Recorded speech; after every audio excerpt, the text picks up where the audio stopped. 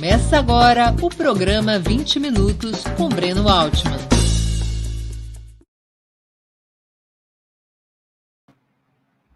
Bom dia. Hoje é 24 de março de 2021.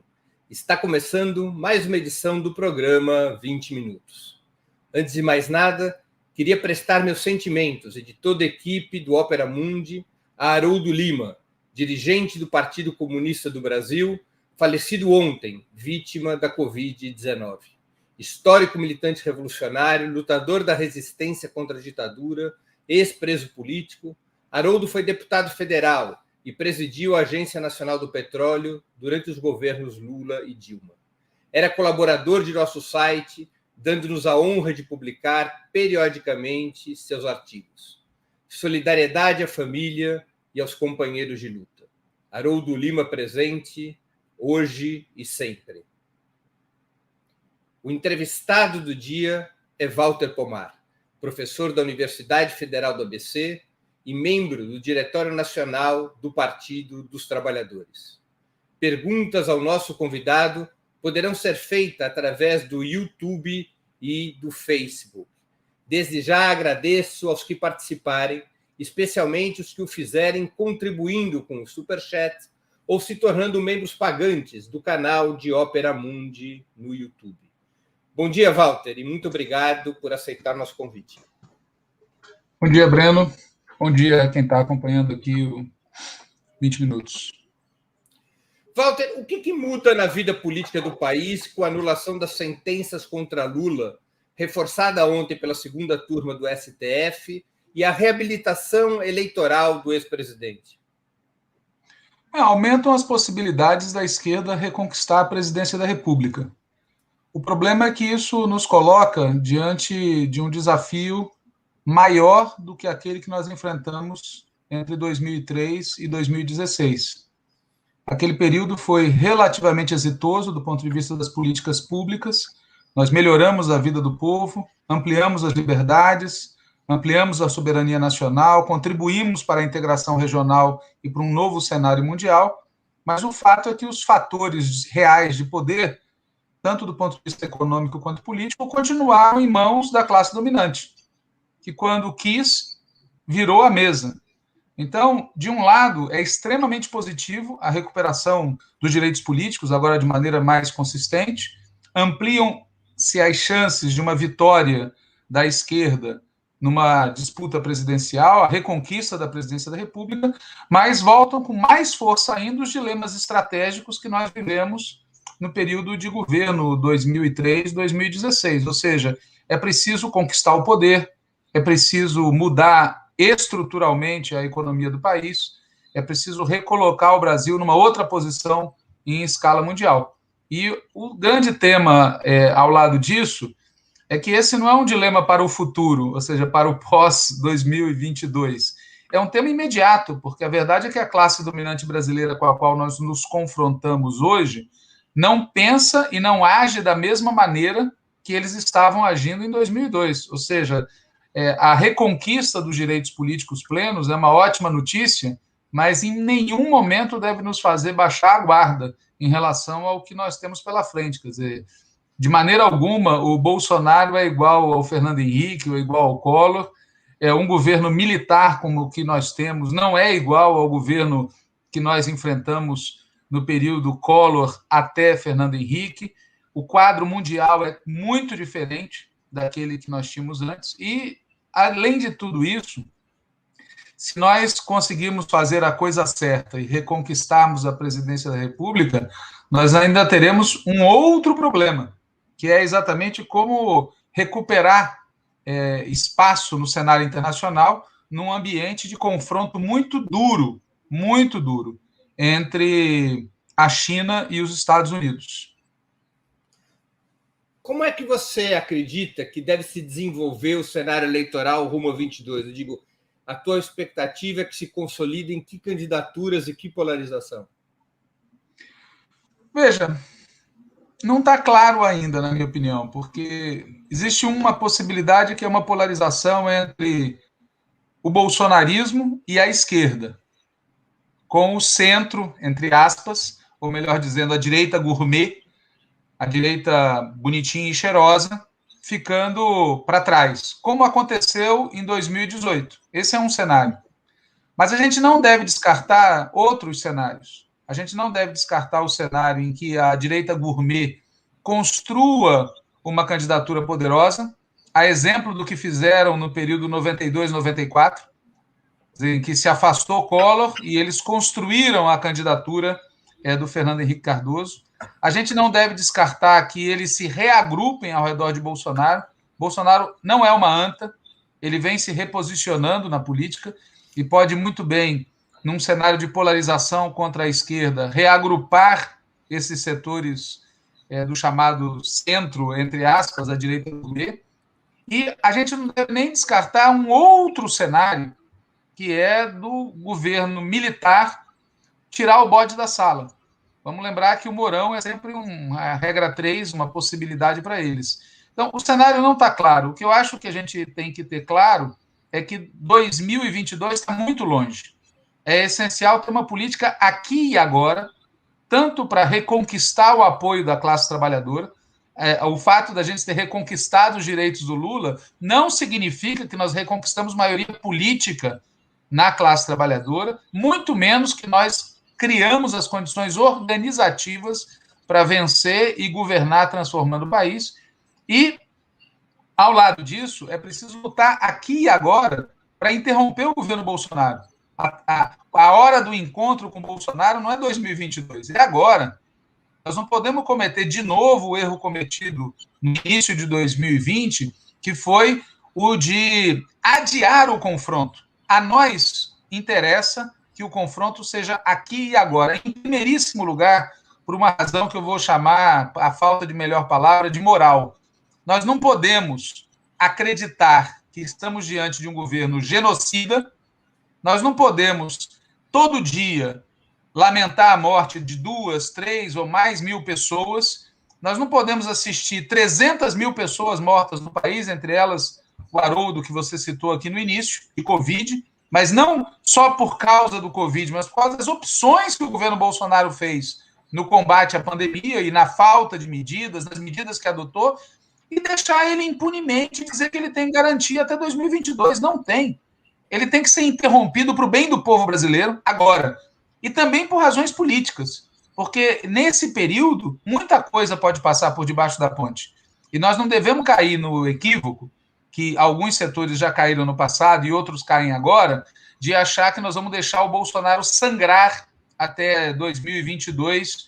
Isso é um crime para com o país e é um erro político gravíssimo que nós cometeríamos. Então, o 2022 não é 2022. Num certo sentido, 2022 é agora. Essa decisão da recuperação, né, dos direitos políticos do companheiro Lula, na verdade, antecipou a disputa totalmente.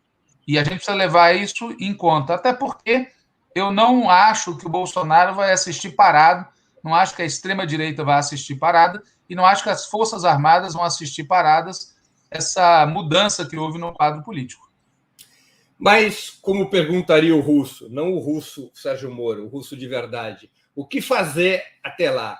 Como se mobilizar com a situação de pandemia? O que a esquerda, o PT, deveriam propor no aqui e agora? Olha, em primeiro lugar, essa situação de pandemia, ela atinge de maneira desigual o povo brasileiro. A maior parte do povo brasileiro continua trabalhando, lutando pela sobrevivência. E se pode ser submetido ao vírus para sobreviver, por que não pode ser para lutar? A esquerda não pode aceitar essa ideia de que nada pode ser feito porque estamos sob pandemia. Porque isso significaria dizer que aqueles setores da classe trabalhadora que podem se proteger, devem se proteger, e o restante se expõe. Veja o caso dos Estados Unidos, a mobilização que ocorreu em plena pandemia, vidas negras importam, que envolveu choques de rua duríssimos, salvou vidas do ponto de vista prático, porque está provado que houve um setor da população que se engajou na disputa eleitoral e votou contra o Trump, porque foi mobilizada, foi sensibilizada por aquele processo de confronto. Olha o caso do Paraguai. em que há uma mobilização contra um governo que age de maneira... Se nós acharmos que é possível aguardar que a vacinação se complete, o ritmo, que a imunização se complete, o ritmo da nossa luta política contra o Bolsonaro vai ser definido, em última instância, por ele. E isso não é aceitável. Segundo lugar, há um terreno de debate político, ideológico, cultural, que precisa ser feito. Quer dizer, olhem bem o que aconteceu agora nesse julgamento, né? Mais uma vez, a disputa que ocorre dentro das elites e a disputa que nós travamos contra as elites é traduzida por uma parte da esquerda brasileira de uma forma, na minha opinião, incorreta, né? Que é uma espécie de culto às instituições, culto à justiça. Ah, se fez justiça. Vamos combinar. Nós estamos diante de um cenário aqui no país em que o nosso inimigo é o conjunto da classe dominante, o conjunto da institucionalidade. Foram eles que praticaram o golpe de 2016. Foram eles que condenaram, prenderam e interditaram a candidatura do Lula. Muito antes do Bolsonaro aparecer em cena, já estava em curso uma operação do conjunto da classe dominante e dos seus aliados internacionais. E isso precisa ser digerido pela esquerda adequadamente. Por exemplo, nós lançamos, o PT lançou há pouco um programa de reconstrução e transformação do país. Se você procurar nesse programa o que é dito sobre as Forças Armadas, você não vai achar, porque o programa calou a respeito. E eu lhe pergunto, é possível isso? Diante de um governo militar, a gente não ter uma reflexão a respeito? Então, para além do trabalho de mobilização, que, na minha opinião, inclui não só o tema da vacina, não só o tema do auxílio emergencial, não só o tema do emprego e do desenvolvimento, mas também a solidariedade. As organizações da classe trabalhadora têm que sair às ruas prestando solidariedade aos que estão sofrendo muito, muito com esse processo. É preciso, ao lado disso, fazer um esforço de unidade político-ideológica da esquerda em torno de um programa de transformação do país que aponte os problemas essenciais. E se a gente olhar para o cenário, tem pelo menos 2 grandes problemas postos imediatamente. O setor financeiro, que vai muito bem, obrigado, e que recebeu uma fortuna do governo Bolsonaro sob a forma de ajuda, e, de outro lado, as Forças Armadas e todo o complexo militar que sustenta esse governo. Tem que se debater com a sociedade, uma forma de derrotar esses setores. Walter, deixa eu te fazer uma pergunta ainda sobre o aqui e agora.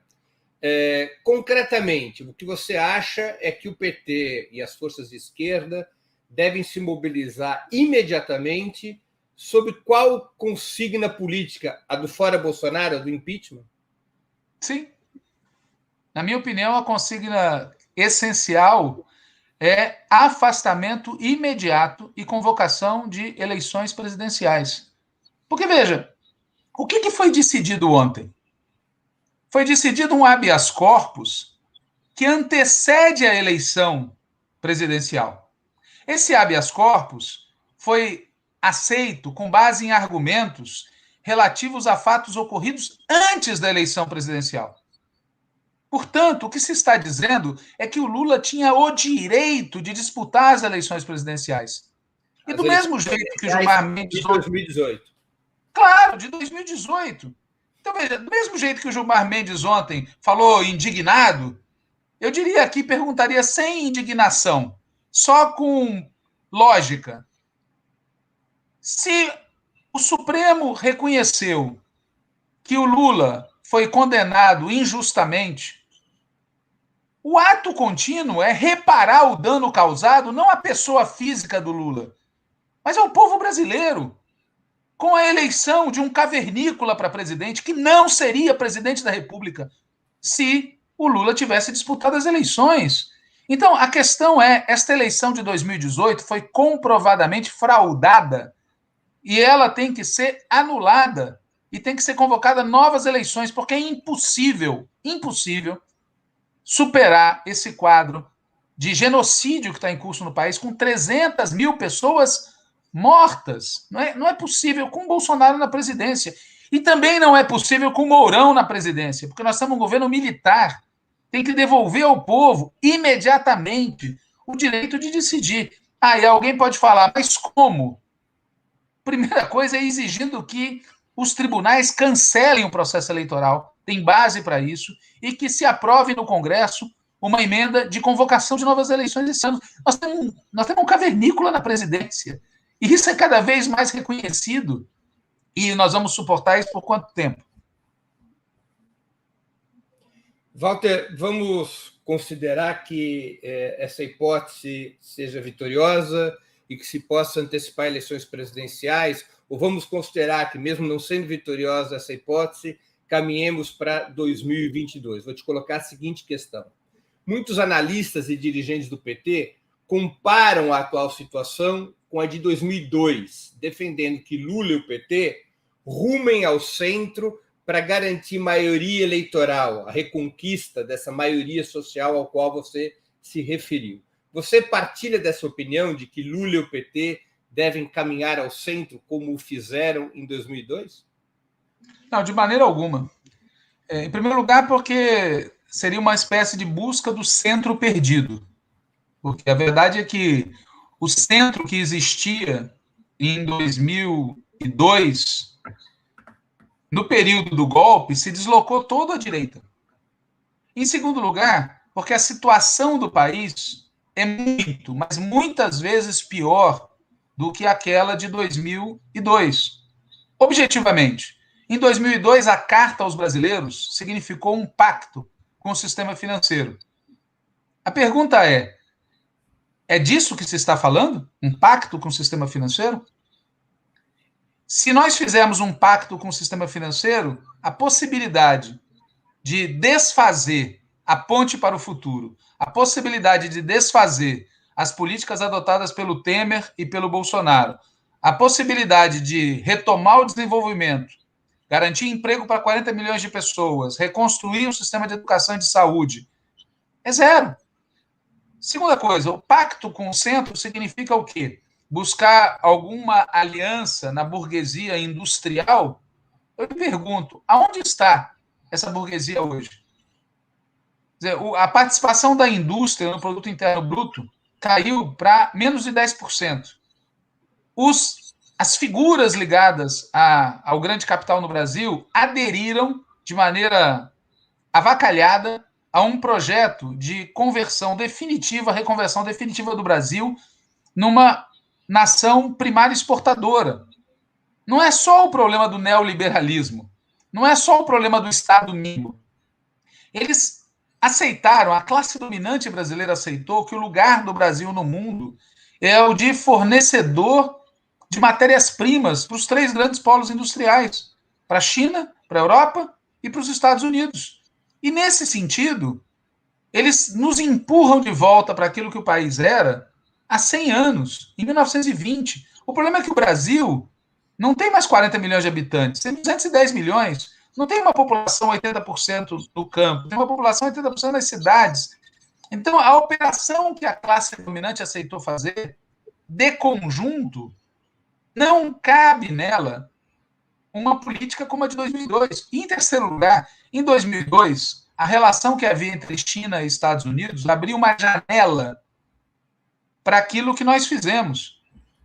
Agora, a relação entre China e Estados Unidos e o ambiente econômico mundial não abre janela alguma para uma política como a que foi implementada naquele período. Então, na minha opinião, essa ideia de repetir em 2022 o que foi feito em 2002 é completamente furada. E isso fica claro quando a gente vê os supostos aliados de centro, o que eles estão fazendo de verdade. A operação que figuras como Ciro Gomes, por exemplo, está fazendo, é uma operação cujo alvo principal é destruir uma saída pela esquerda para o país. É atacar o Lula, é atacar o PT. Assim vale também para figuras supostamente do campo democrático de outros partidos que não têm disposição de fazer o que precisa ser feito. Na minha opinião, o PT tem que encabeçar uma frente democrática, popular, de esquerda, que vai receber todos os que sejam dissidentes do outro lado, mas para implementar um programa que não é o de 2002. É para implementar um programa de transformações estruturais no país, cujo ponto de partida, na minha opinião, é arrebentar com o setor financeiro. Exatamente sobre isso minha próxima pergunta. Se o programa de um quinto governo sob a liderança do PT deveria ser diferente daquele aplicado entre 2003 e 2016. E se deve ser diferente, quais os eixos principais que deveria ter esse novo programa? Veja, o programa de 2003 a 2016, o que foi efetivamente realizado foi conquistar o governo para implementar políticas públicas que melhorassem a vida do povo, ampliassem as liberdades, ampliassem a integração e a soberania. Políticas públicas. A primeira grande diferença que nós temos que ter claro é que nós precisamos chegar ao governo como parte de uma operação para conquistar o poder no país, com o objetivo de fazer transformações estruturais.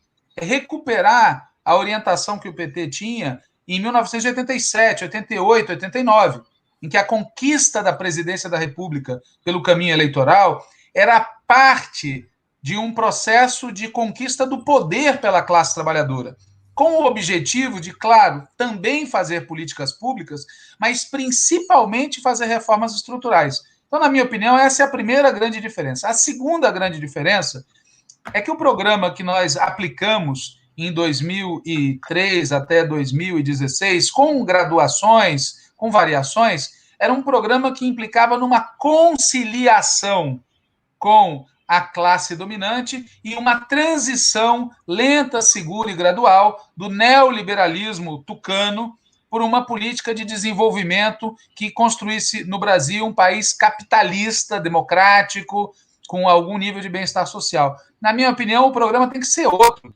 O programa tem que envolver um conflito com os setores dominantes no Brasil, especialmente o capital financeiro, mas também o agronegócio e as transnacionais, na perspectiva de construir um forte setor estatal sob controle popular que permita ao Brasil se converter num dos polos da economia mundial, uma nação reindustrializada, com alto nível de vida para a população, com capacidade de se defender do imperialismo.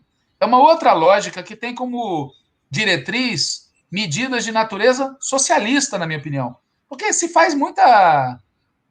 fala muito sobre o que seria o socialismo, mas a essência de um processo de transição socialista é que a classe trabalhadora controle os instrumentos de poder e os instrumentos econômicos. Essa é a essência. E é disso que se trata por uma razão simples. A classe dominante brasileira abdicou de fazer do Brasil uma nação desenvolvida, mesmo que capitalista. E, portanto, a gente tem que parar de querer fazer em nome dela, por ela, aconselhá-la. A classe trabalhadora brasileira tem que se dispor a cumprir seu papel histórico. Nos países da periferia do mundo, o desenvolvimento ou é conservador, subalterno, desigual, ou é conduzido por partidos de orientação socialista. Olhem a China.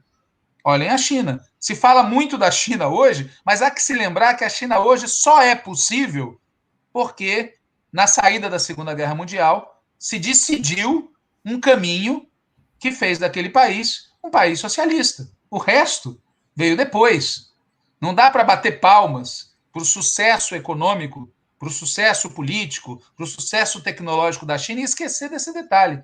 Então, na minha opinião, o programa nosso tem que estar organizado por uma ideia, força, que é essa de a classe trabalhadora brasileira tem que assumir seu papel histórico, tem que decidir o seu papel histórico, tem que ter vontade política de dirigir o país e conduzir nossa sociedade num outro rumo. Ou é isso, ou nós vamos, da forma que seja, repetir experiências passadas no Brasil, em que a classe trabalhadora funciona ou como ponto de apoio de algum setor da classe dominante, ou é reduzida a uma condição minoritária sem capacidade de influir politicamente.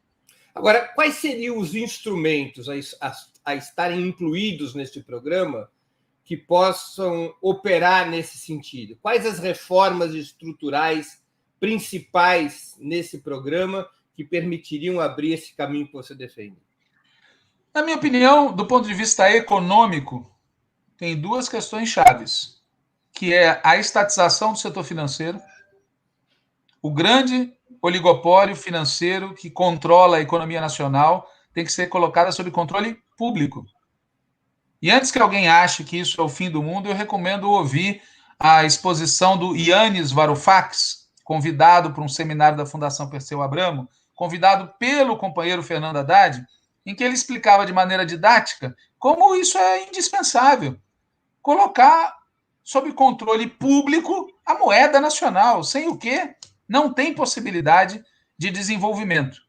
E, em segundo lugar, é preciso construir um setor industrial estatal muito poderoso. E isso passa por Petrobras, por recuperar outras empresas que foram privatizadas e deflagrar uma política de desenvolvimento nacional orientada pelo Estado e financiada por um setor financeiro público. Isso do ponto de vista econômico. Agora, do ponto de vista político, que, na minha opinião, é tão Você importante. acha que a reforma tributária não joga um peso importante nesse fortalecimento financeiro? O problema da reforma tributária é que a reforma tributária ela depende do fato tributável. E o fato tributável é o capitalismo, as empresas e as pessoas físicas do capitalismo. Eu sou totalmente a favor de fazer uma reforma tributária. Mas o problema é que se os bancos continuarem sob controle privado, essa reforma tributária vai ser um chamariz para uma fuga, pura e simplesmente. Vamos nos entender. Quem paga imposto nesse país são os trabalhadores e os setores médios, não são os grandes capitalistas. Uma operação de cobrança de imposto em larga escala tem o mesmo efeito do ponto de vista deles, ou seja, eles vão se sentir agredidos, como se tivesse em curso uma revolução no país, só que não nos dá os meios para controlar a economia. Por isso que na hierarquia das medidas, eu não coloco isso como uma medida central. Porque, veja, se nós estivéssemos na Europa, eu poderia estar dizendo que uma reforma tributária punk seria o suficiente para elevar brutalmente o nível de vida do povo, para viabilizar uma política de desenvolvimento. Só que aqui na periferia, com este Banco Central que nós temos, com esse oligopólio privado que nós temos, com essa legislação que facilita a evasão de capitais, a aprovação de uma reforma tributária não é o nosso principal problema. O nosso principal problema é ter os meios para controlar a economia, não apenas para cobrar impostos sobre os empresários privados. Então, não é que eu seja contra fazer, pelo contrário. Acho que tem que ter uma reforma tributária, só que na ordem das medidas hierárquicas, para mim, a medida central é fazer com radicalidade similar ao que tanto se fala, mas pouco se vê o que ocorreu, o que se fez nos Estados Unidos, na época do New Deal, uma porrada no setor financeiro privado. Agora, eu queria voltar ao tema político, que para mim é tão importante quanto. Porque, vejam, eu sou um crítico do que foi feito e do que deixou de ser feito no período entre 2003 e 2016. Mas eu não compartilho a opinião daqueles que dizem que o principal erro que foi cometido foi, por exemplo, ter deixado o Meirelles no Banco Central, o Palocci na Fazenda e uma política econômica que deu continuidade.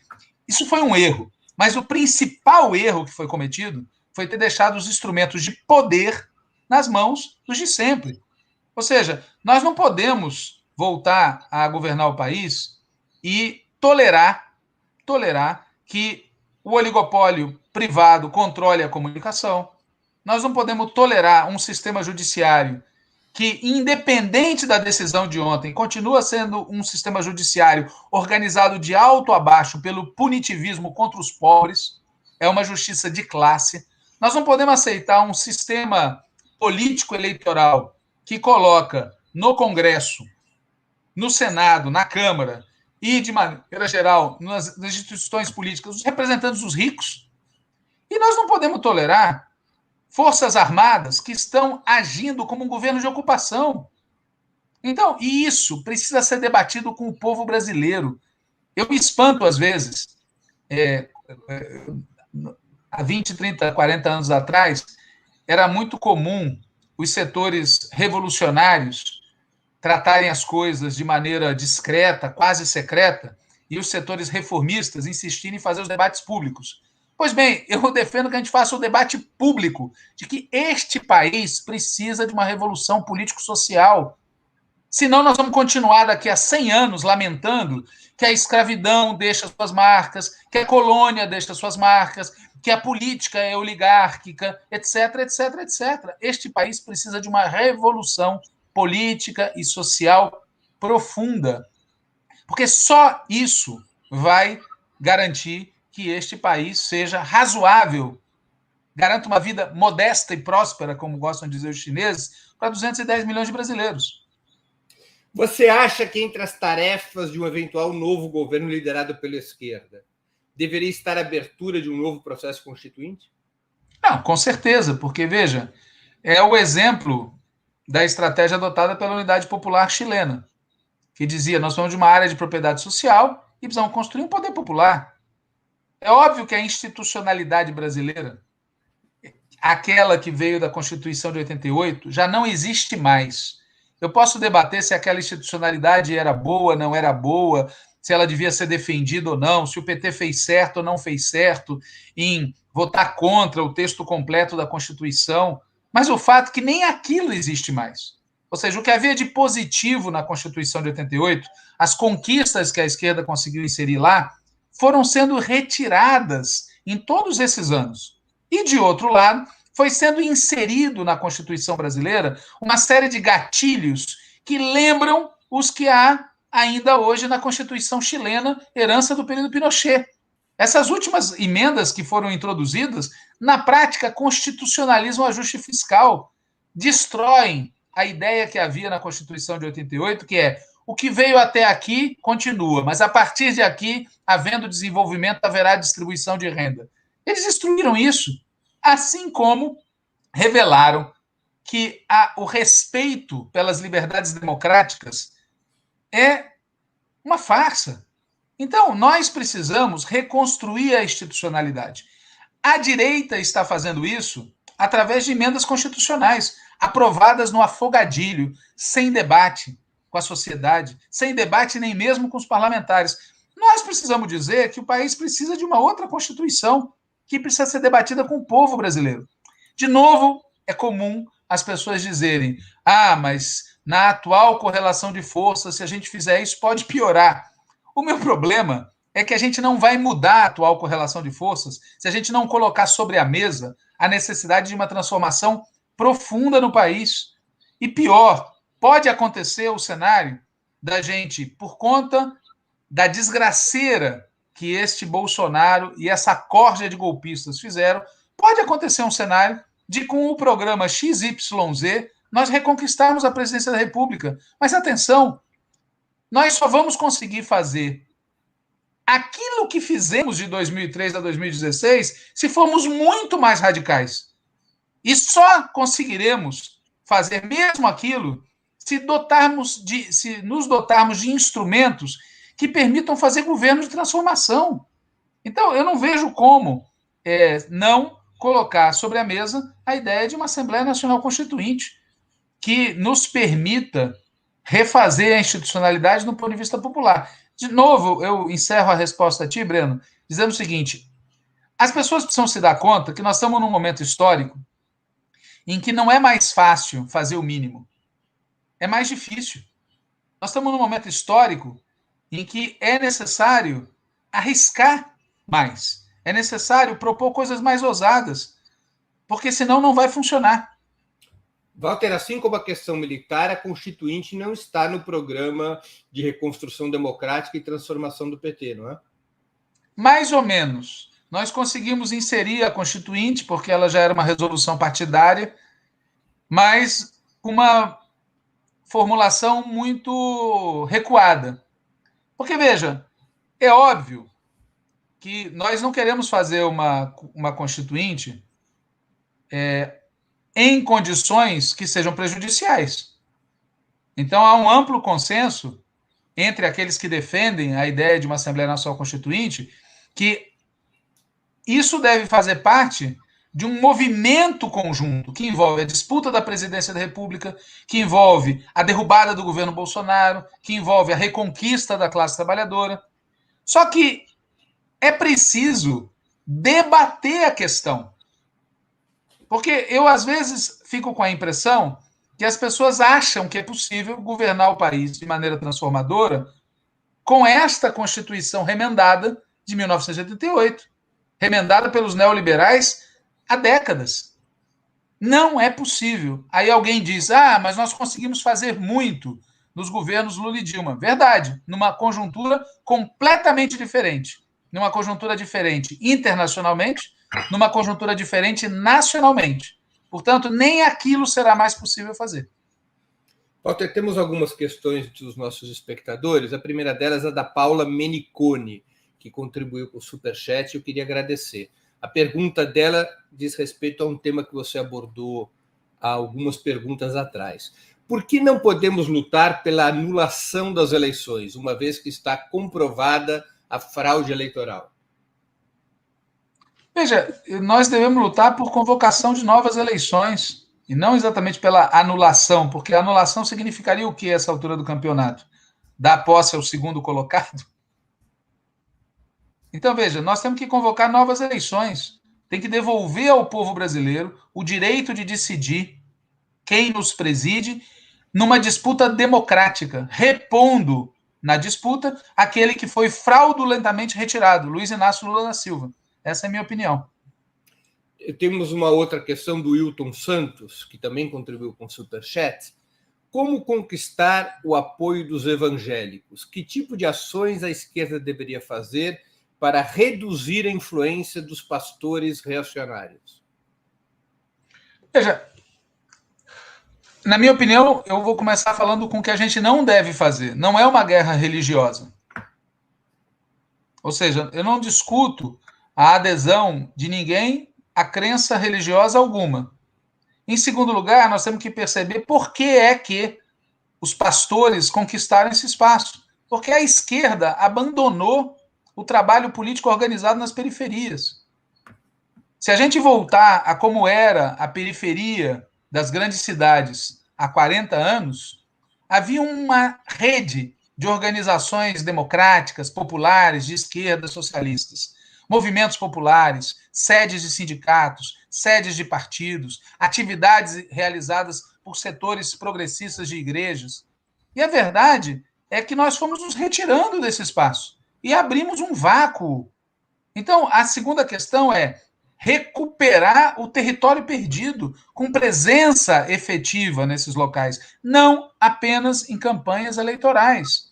E não apenas por ação individual, porque a maioria de nós mora em determinado local, trabalha em determinado local, estuda em determinado local, e individualmente está presente, mas organizadamente não.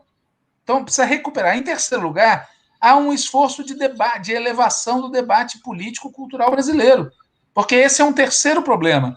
A esquerda abriu o flanco para legitimar determinado tipo de discurso que agora se volta contra nós. Quer dizer, é muito comum que se lembre que nos governos Lula e Dilma, não só em âmbito federal, mas nos estados e municípios, quantas candidaturas vinculadas à esquerda aceitaram fazer aliança com setores reacionários, fundamentalistas, aceitaram ir em inauguração de igrejas, de templos, aceitaram receber bênção, aceitaram que a separação entre igreja e Estado, que é um fundamento republicano, fosse estremecida. Então nós temos que colocar as coisas no lugar. O debate, por exemplo, sobre os direitos das mulheres foi muito prejudicado. Muito prejudicado. Deixa eu até te colocar uma questão sobre isso, porque eu acho que ela é importante nessa sua exposição. O PT e a esquerda deveriam defender este programa de direitos civis, legalização do aborto, legalização das drogas, que atraem setores importantes das camadas médias e da juventude, das mulheres e do movimento antirracista, ou deveria moderar ou até se afastar desse programa para poder disputar o voto evangélico? Qual o caminho? Na minha opinião, a disputa do voto popular, não apenas do voto evangélico, tem a ver com a pauta econômico-social. E nós não podemos negociar pautas, na minha opinião. Ou seja, eu não aceito, não considero correto politicamente, ideologicamente, estrategicamente, taticamente, abrir mão das nossas bandeiras de liberdades democráticas de qualquer tipo para, em nome disso, conquistar setores conservadores. Isto foi feito, isto foi testado e deu errado nos nossos governos. Eu quero lembrar que nos nossos governos, inclusive o famoso episódio da mamadeira de piroca, tem origem em concessões que foram feitas. Concessões. E o resultado não foi, como se esperava, que o lado de lá moderou. Eu ouvi uma vez de um ex-ministro do governo petista uma frase clássica: nós fomos moderados na expectativa de que o lado de lá também se moderasse. Não adiantou nada. Não adiantou isso na Comissão Nacional da Verdade, não adiantou isso na questão dos direitos da mulher, não adiantou isso em inúmeras outras pautas. Então, eu sugiro que a gente tente outra fórmula, que é defender aquilo em que a gente acredita e conquistar o apoio popular necessário para vencer e para governar. Veja, com todos os equívocos, nós, no segundo turno de 2018, tivemos, se a memória não me trai, 47 milhões de votos. E o adversário, 57. 5 milhões de pessoas, num país de 210 milhões de pessoas. Me perdoe, o que faltou ali, em outros momentos, foi organização e capacidade de atrair o voto popular que alguma vez já votou na esquerda. Não era necessário fazer concessão. Aliás, na minha opinião, nem mesmo a famosa carta aos brasileiros era necessária. Nós teríamos ganho aquela eleição sem aquela maldita carta, que nos custou anos essenciais. Porque, veja, tudo aquilo que a gente fez a partir de 2006, nós podíamos ter começado a fazer a partir de 2003. Nós teríamos ganho um tempo essencial, porque a situação depois de 2008 piorou no mundo. Nós teríamos aproveitado o cenário mundial de 2003, 2004, 2005 de outra maneira, não fosse aquela maldita carta, que não resolveu nada, porque na hora do vamos ver, os grandes empresários que ganharam tufos de dinheiro durante o nosso período de governo participaram do golpe sem menor vacilo. Walter, tem uma outra questão do Eduardo Moreira, que também contribuiu com o Superchat, e ele pergunta assim: como controlar a economia com a aprovada independência do Banco Central, cujo mandato vai atravessar parte do governo até 2023? Ele é um dos editores do canal Resistentes. Veja, a preços de hoje, porque essas respostas pressupõem que a gente vai conquistar a presidência da República num cenário parecido com o de agora. E, obviamente, não será assim. Mas a preços de hoje, nós vamos ter que desmontar essa decisão adotada pela Câmara. Porque, na prática, eles estabeleceram um sistema segundo o qual a presidência da República não governa de nenhuma maneira o Banco Central. Isso tem que ser desfeito. Essas e outras medidas, como a reforma trabalhista, como a reforma previdenciária, como a emenda constitucional 95, tem que ser anuladas, desfeitas. De gastos, né? Porque, veja, qual é o problema? Nós vivemos desde 2016 em estado de exceção. As medidas adotadas em estado de exceção não são legítimas, têm uma legalidade de fato que precisa ser desfeita. Como? Depende da gente criar a correlação de forças para isso. Mas uma correlação de forças para isso não se cria não se falando no assunto. Nós temos que dizer e criar uma maioria política, social, organizada e eleitoral a favor de um governo e de um Congresso que se dispõe a desfazer as medidas da ponte para o futuro. Porque, vamos lembrar, o programa do Bolsonaro é o do Temer, né? Walter, ao contrário de outras experiências latino-americanas, no Brasil a esquerda conquistou a presidência da República sem ter maioria parlamentar e esse cenário continua a ser o mais provável para futuras eleições, ao menos para as próximas eleições. Como enfrentar esse obstáculo estrutural em um novo governo de esquerda? Conquistando maioria no Congresso. Não, mas não haverá maioria nas próximas eleições. Não haverá, muito pouco provável. É ter a presidência sem ter maioria no parlamento. Isso é um problema grave. Mas veja, nós, com o controle do governo federal, nós conseguimos fazer muita coisa. E nós conseguimos aprovar medidas no Congresso, mesmo estando em minoria de esquerda. Então, em primeiro lugar, eu não acho que isso seja um obstáculo absoluto. É um obstáculo relativo, a depender da força da vitória. Em segundo lugar, a experiência mostra que a força de um governo eleito, ela é decadente. Então, aquilo que tiver que ser feito, tem que ser feito de imediato.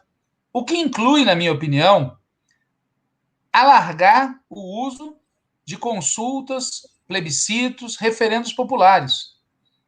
Eu não vejo outra maneira, dentro da legalidade atualmente existente, para contornar essa maioria congressual, senão colocando ela contra a vontade popular.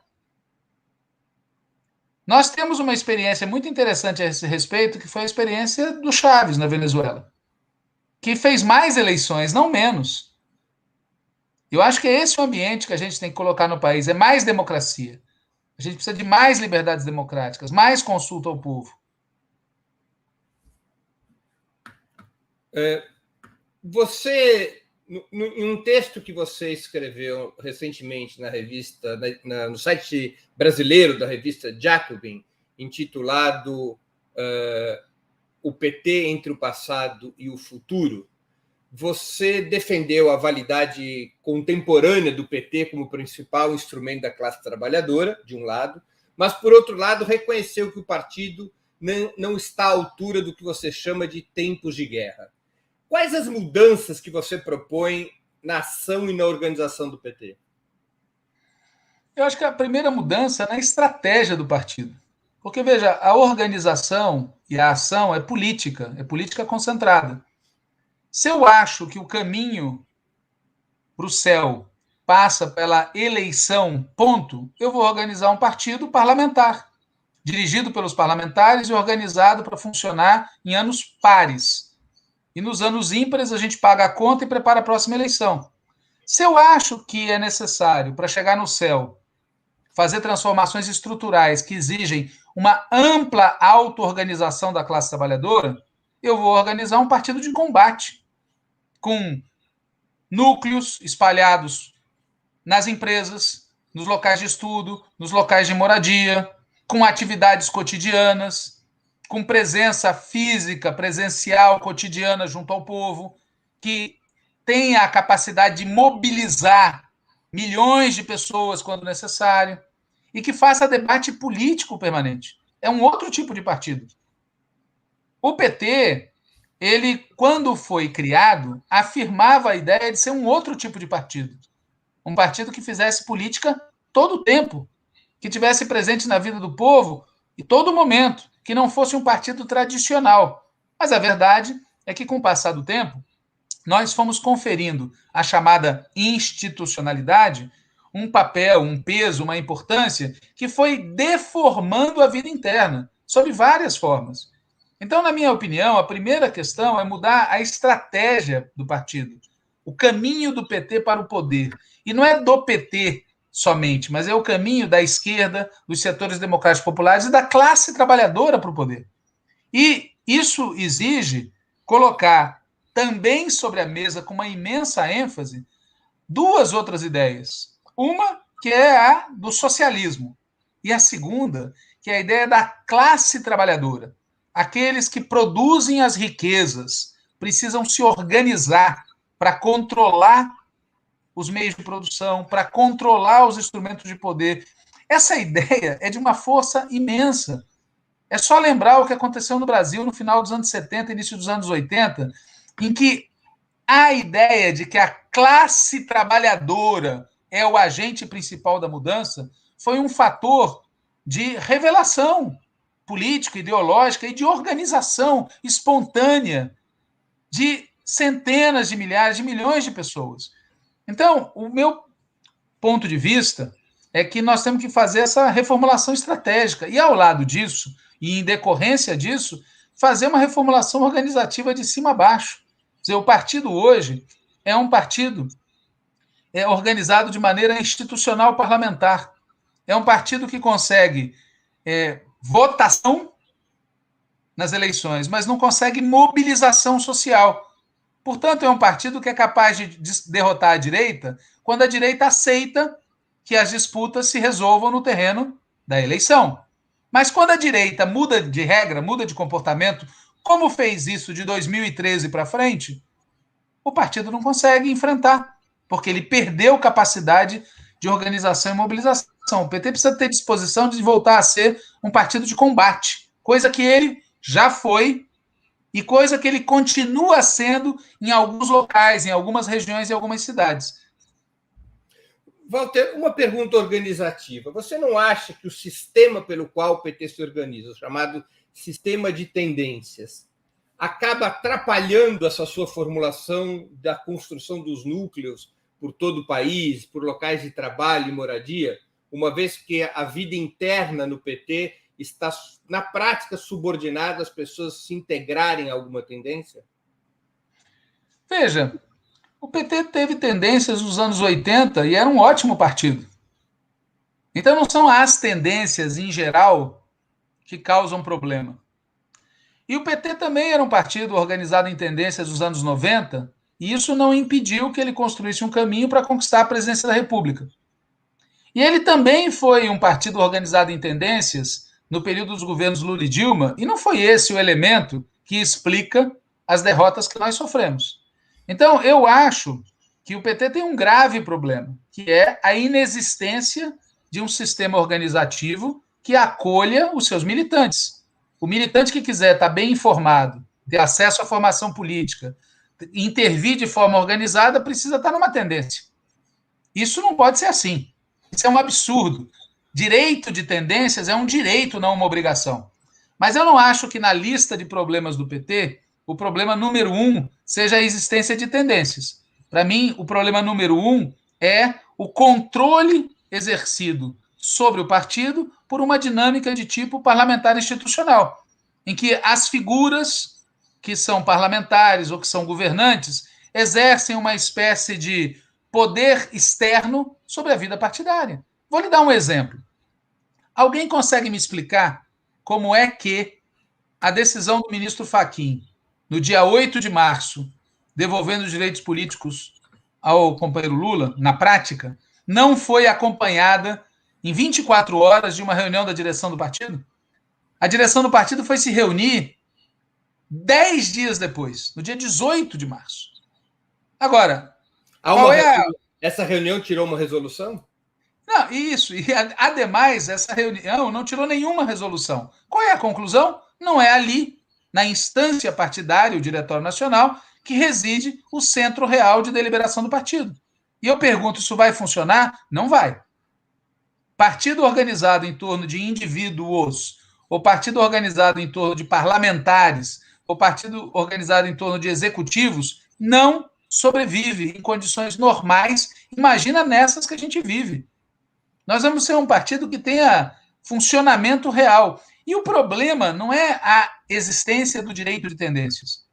Se eu fosse localizar um problema, eu localizaria na existência hoje, dentro do PT, de uma maioria política organizativa que se recusa a reconhecer a necessidade de mudar o funcionamento e mudar a política do PT. E controla, no momento, o Diretório Nacional do partido e bloqueia as mudanças necessárias. Esse é o problema, não são as tendências em geral, mas uma maioria concreta, atualmente existente no Diretório Nacional, que precisa ser alterada ou precisa mudar de orientação. É curioso, porque quando a gente conversa individualmente com os integrantes desse setor que controla a direção do partido, todos dizem que as coisas precisam mudar muito. Mas eles não tomam as medidas necessárias para que essas mudanças ocorram. Por isso, quem precisa se movimentar é o petismo. É aquilo que a gente chama de nação petista. A base petista precisa se movimentar. E eu acho que essa movimentação, que já ocorre em alguma medida, precisa crescer de tom. Porque, veja, nós reabrimos a possibilidade, nas últimas semanas, de recuperar o comando do país. Isso não significa que os tempos que virão serão mais fáceis. Não, o contrário. Serão muito mais difíceis. Seja porque os nossos inimigos são cruéis e maldosos, e inimigo é assim mesmo, é cruel e maldoso, É o que se espera de um inimigo. Seja porque a situação é muito mais difícil do que era antes, seja porque nós carregamos as marcas de muitos erros cometidos. Então, o que virá pela frente não vai ser mais fácil, vai ser mais difícil. E isso vai exigir do partido uma capacidade de elaboração política e uma capacidade de funcionamento organizativo totalmente diferente do que nós temos hoje. Aí alguém diz, né, com aquele realismo tradicional, mas isso não vai ser possível. Bom, mas qual é a alternativa? A alternativa não é desistir. A alternativa é lutar para viabilizar aquilo que é necessário. E vou deixar para avaliar se a gente teve êxito ou não muito depois. Não agora. Nós vamos lutar para isso. Lutar para que tenha mobilização para derrotar o Bolsonaro, lutar para que tenha vacinação, para que tenha auxílio emergencial, para que tenha emprego, lutar para antecipar as eleições, lutar para fazer do Lula presidente da República, lutar para ter um programa mais radical, que esteja à altura da situação do país. E eu queria muito destacar isso. Tem muita gente que diz, não, nós temos que ter o pé no chão, porque a situação é muito difícil, então devagar se vai ao longe. É o contrário, pessoal. Devagar se vai ao longe em tempos normais. Em tempos tempestuosos e de crise, essa linha de vamos devagar, melhor um mau acordo que uma boa briga. Ninguém anda devagar quando a chuva é forte, né? Tem que andar rápido. Tem que andar rápido. Então, assim, é o contrário. Nós estamos numa situação que exige radicalidade. Não é porque a gente gosta disso, é porque precisa disso. Walter, há quem sugira que o PT deveria recorrer muito mais aos mecanismos plebiscitários internos que ocorreram no passado. O PT fez plebiscito interno para decidir se participava ou não do Colégio Eleitoral de 85, o PT fez plebiscito interno em 93 sobre se apoiava parlamentarismo e presidencialismo, e esses plebiscitos internos, essas consultas internas, permitiam uma grande participação da militância. Há praticamente 30 anos o PT não organiza plebiscitos dessa natureza. Você acha que esse seria um instrumento organizativo importante? Não, veja, com certeza. Da mesma forma que o Brasil precisa de mais democracia, não menos, o PT precisa de mais democracia, não menos. A verdade é que foi se criando dentro do PT uma ideia conservadora, reacionária, segundo a qual atrapalha. Né? Debate atrapalha, reunião atrapalha, consulta atrapalha. Vai se criando um ambiente que não tem nada a ver com as nossas necessidades. As nossas necessidades exigem mais debate, mais encontros, mais congresso, mais discussão, mais votação. Isso não nos atrapalha, é o contrário. É exatamente o contrário. Então, eu sou favorável a essas medidas todas. Agora, sou favorável a recuperar dentro do PT o sistema de eleição das direções mediante métodos congressuais. Porque uma coisa é você consultar a base sobre decisões concretas. Outra coisa é você eleger uma direção.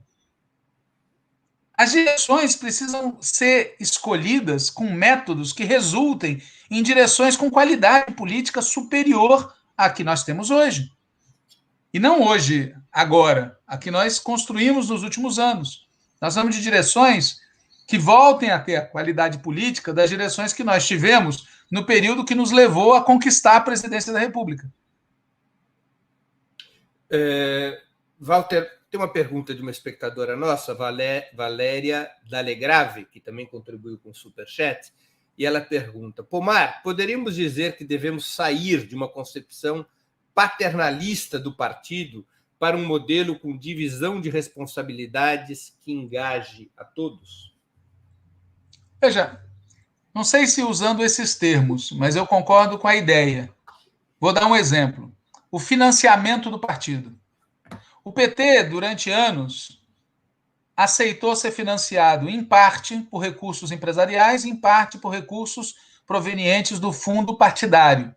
Hoje, os recursos empresariais, ainda bem, estão proibidos, pelo menos no caso do PT, nós não recebemos mais, e os recursos do fundo partidário são 95% dos recursos do PT.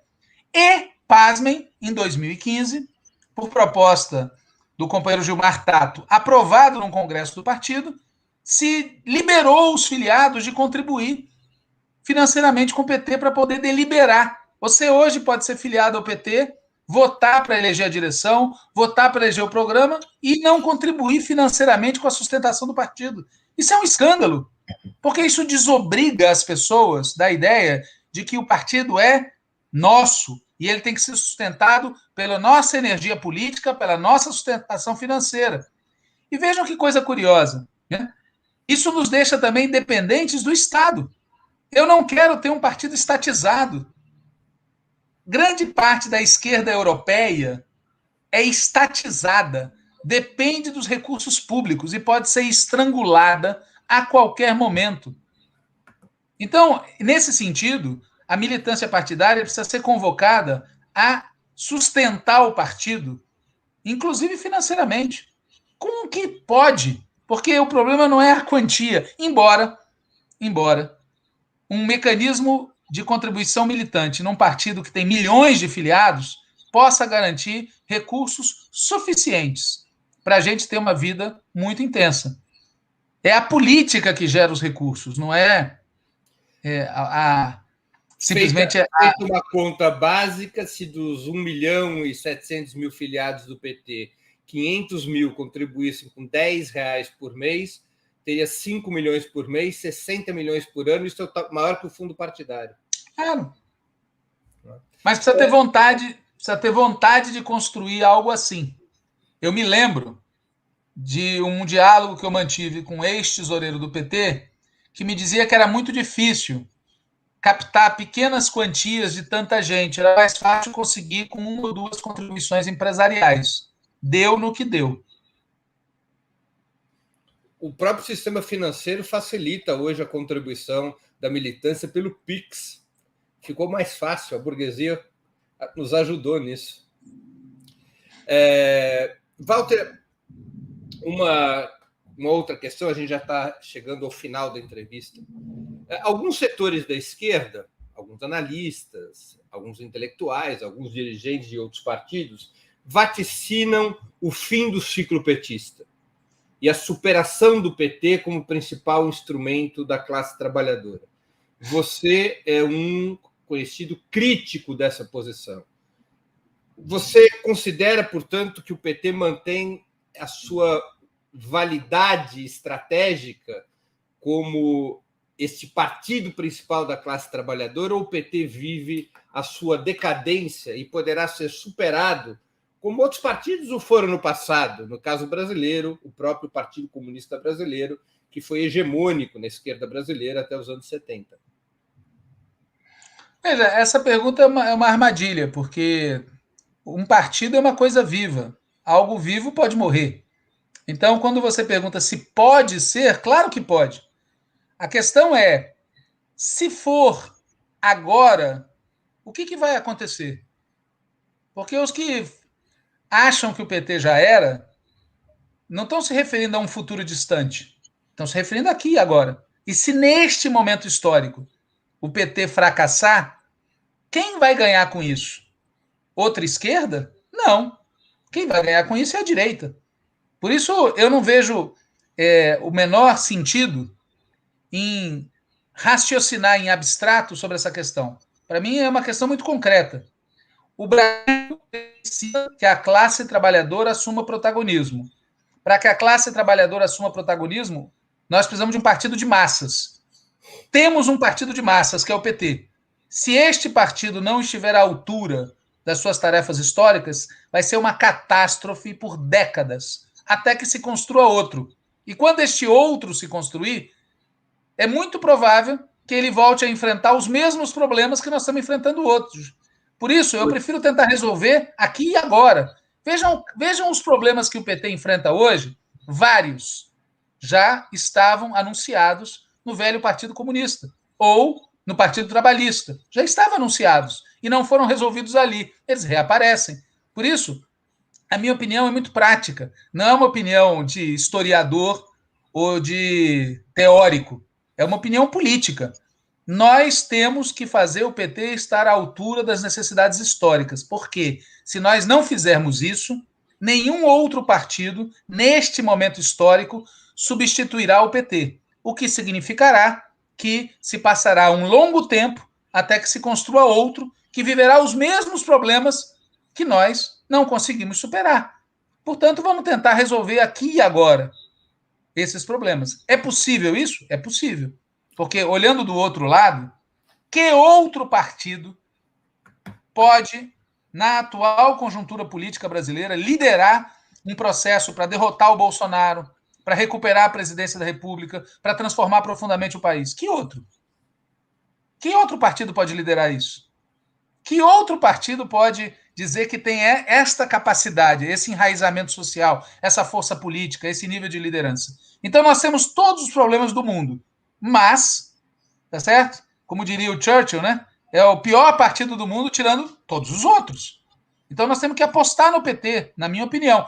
Veja, eu respeito aqueles que desistiram, que resolveram ir para outras organizações, que acham que o PT, XYZ... Eu entendo direitinho o raciocínio. Eu só acho que na vida prática, real, concreta, nós precisamos que o PT esteja à altura de impor uma derrota ao neofascismo e ao ultraliberalismo. Ou é isso, ou vai ser uma catástrofe prolongada nesse país.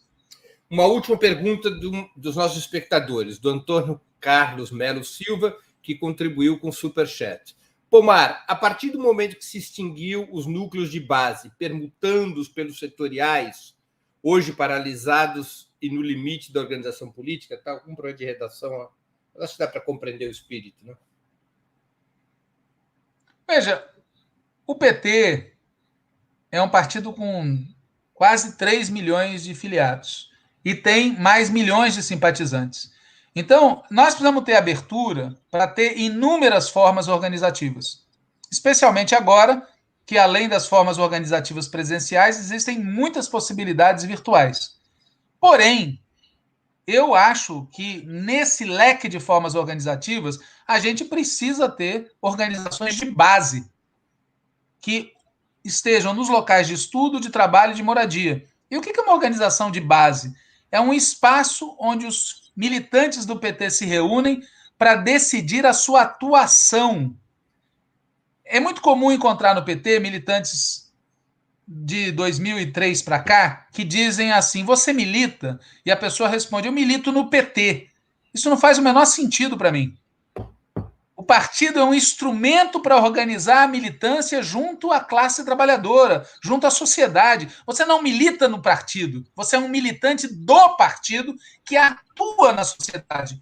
E as organizações de base são essenciais para isso, para decidir o que eu vou fazer. Veja, na época de campanha eleitoral, a gente organiza tudo. Organiza onde vai panfletar, que materiais faz, que atividades vai fazer. Por que a gente não faz isso o tempo todo? Em que escolas eu vou ter organismos do partido? Que lutas eu vou estimular no meu local de moradia? Que ações eu vou estimular no meu local de trabalho? Os organismos de base são para isso. Então, independente de outras formas que possam existir, eu acho que tem que haver o maior leque possível. É essencial retomar os organismos de base. Walter, recentemente você e outros dirigentes partidários lançaram uma plataforma chamada Manifesto Petista. O que vem a ser isso? Como as pessoas podem acompanhar? Qual é a razão dessa iniciativa? Veja, nós criamos um espaço onde militantes de todas as tendências do partido e militantes que não são de nenhuma tendência do partido possam expressar o seu ponto de vista enquanto petistas acerca dos problemas do PT, acerca dos problemas do país e do mundo. Nós achamos que o partido carece de um espaço assim.